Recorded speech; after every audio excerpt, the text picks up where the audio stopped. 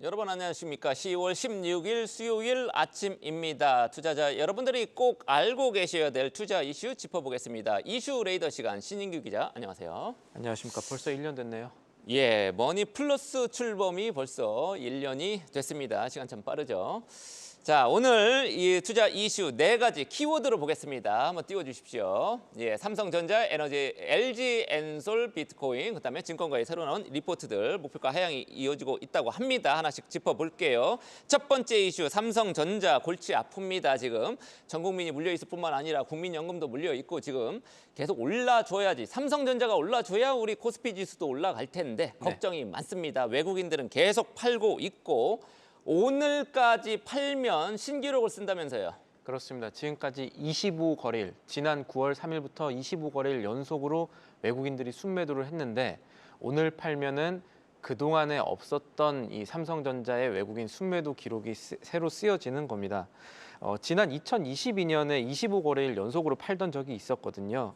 오늘장 외인이 매도를 할까 아닐까에 대해서 지금 환경들을 조금 봐야 되는데 일단 증권가에서는 삼성전자 주가가 이미 빠질 만큼 빠졌고 10월 14일 이후로는 외국인 순매도세 자체는 조금 약해졌기 때문에 추가로 주가가 하락할 가능성 좀 제한적이지 않을까, 외국인 매도도 잦아들지 않을까 이런 의견들이 있는 한편 지금 최근에 삼성전자의 이 여러 가지 상황들을 보면은 주가의 단기 모멘텀 약화가 불가피하다는 두 가지 의견이 맞서고 있습니다. 근데 이런 상황에서 하나 봐야 될 게 오늘 장이죠. 이제 간밤에 미국 장이 굉장히 좋지 않았습니다. 그러니까 적어도 반도체 섹터에서는 상당히 좋지 않은 모습 보였고 이 미국의 필라델피아 반도체 지수 3배로 추정하는 쏙3라는 이 ETF 종목 같은 경우는 어제가 아니죠. 오늘 간밤에 장 전에 15.56% 급락하기도 했던 부분, 이런 부분들을 보면은 오늘도 우리나라 반도체 섹터에는 그렇게 좋지 않을 가능성이 있겠구나. 이 부분 참고하시면 되겠습니다. 네, 삼성전자 기술의 삼성이었는데 기술이 지금 문제인 것 같습니다. HBM 수율이 지금 자꾸 안 나온다고 그래요.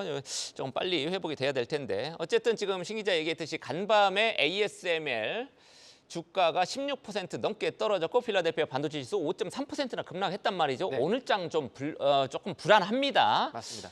그 단초를 제공한 게 ASML이었죠. 맞습니다. 이 ASML은 유럽 최대 기술 기업입니다. 이 반도체 제조 장비 선두주자고 TSMC뿐 아니라 이 우리나라의 SK 하이닉스, 삼성전자와 같은 굴지의 반도체 기업들한테 장비를 납품하는 기업인데 실적은 나왔습니다. 실적이 사실 공시 오류로 하루 먼저 나오긴 했었는데 누군가 실수로 뿌린 거죠. 기술적 오류라는 설명을 내놨습니다. 사실 전망 같은 거 좋을 때는 미리 내놓는 경우도 있지만 이번에는 좀 실수가 아닌가 하는 얘기들도 조금씩 나오고 있고, 이 ASML의 실적 보면요, 실적 자체는 이번 분기 실적은 나쁘지 않습니다. 이 매출이 75억 유로, 우리 돈 한 11조 원 수준 되고 순이익이 21억 유로를 기록했습니다. 이거는 시장의 예상보다도 조금 좋은 수준이긴 한데 문제는 향후 전망과 이 향후 전망을 예측할 수 있는 수주가 그렇게 좋지 않았다는 점입니다. 지금 표에 보시는 대로 이 ASML이 내년 매출 전망을 순매출 기준으로 300억에서 350억 유로 정도 될 거라고 봤습니다. 이게 기존에 예측했던 범위의 하단에 있는 수준이고요. 그리고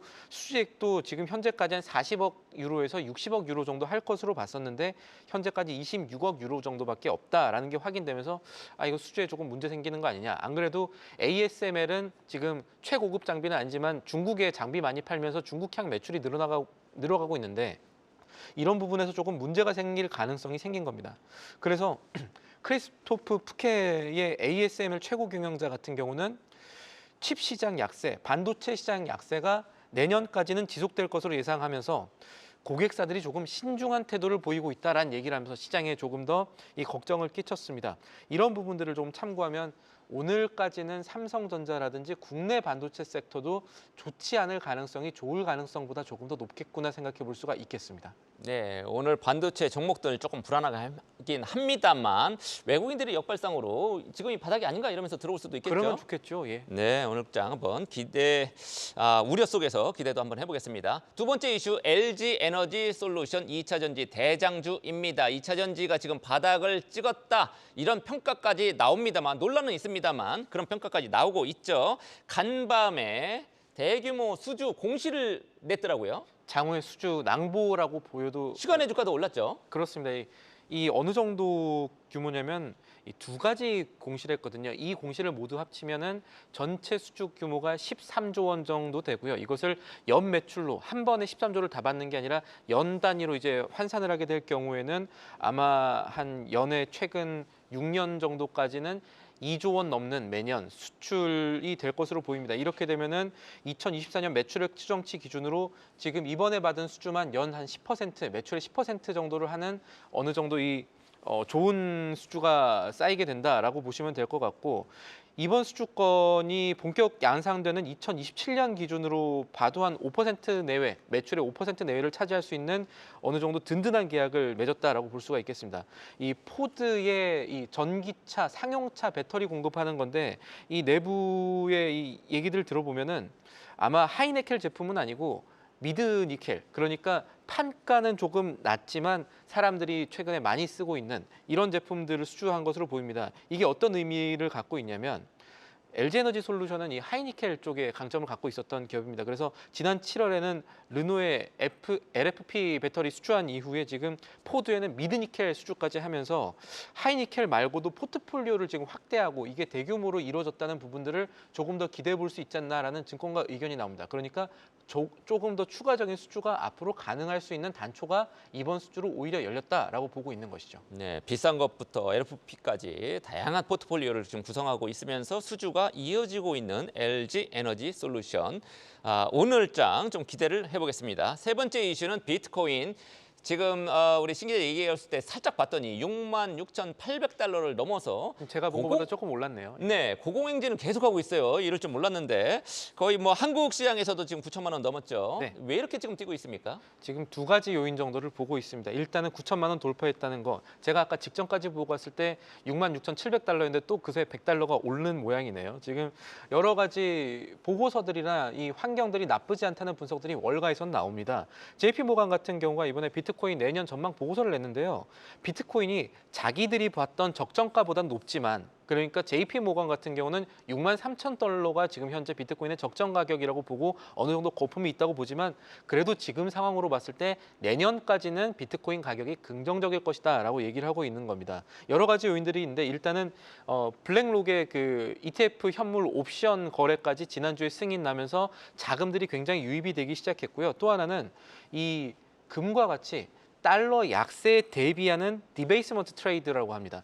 그러니까 금 대신에 해지 투자로서 지금 비트코인이 어느 정도 가능성을 시장에서 갖고 있다, 이걸 보여주고 있다라고 해석이 되고 있고요. 또 하나, 이 월가에서는 트럼프가 만약에 지금 대선에 당선이 되면 금과 비트코인에 대한 추가 상승 여지가 좀 있다라는 분석들도 나옵니다. 왜냐하면은 재정 적자가 조금 더 확대가 될 것이고, 그렇게 되면 국채 더 찍어낼 테니까 달러 약세 같은 것들은 피할 수가 없을 것이고, 이런 상황들이 지금 아무래도 조금 더 금과 비트코인에 반영이 되고 있다는 얘기들이 나오고 있고요. 트럼프가 또 가상자산 시장 활성화하겠다 이런 공약도 내놨으니까요. 그렇습니다. 그런 것들이 또 겹치게 되는데, 여기다가 중국의 최근에 나오는 이 부양책들, 이런 것들 역시도 이 유동성 측면에서는 비트코인과 같은 자산을 상승시키는 부분입니다. 그래서 이런 부분들이 지금의 비트코인 9천만 원에서 이 연초에 1억 얘기 나왔었는데 이게 달성할 수 있을까에 대한 이 논쟁들을 다시 한번 불지필 수 있는 부분이겠고, 하나 살펴볼 부분은 오늘 미국장에서는 비트코인이 오르게 되면 관련주들이 같이 오르게 되지 않습니까? 마이크로 스트래테지라든가 이런 것들이 올라야 되는데 오늘은 좀 떨어지는 모습. 그러니까 오늘은 비트코인 오름세와 미국장에서는 관련주의 흐름이 일치하지는 않았다는 것들은 하나 참고해 보시면 되겠습니다. 그래서 우리기술투자 같은 이제 국내 기술주, 국내 비트코인 관련주 투자하시는 부분은 미국장 동향도 눈여겨 보실 만한 부분이 되겠습니다.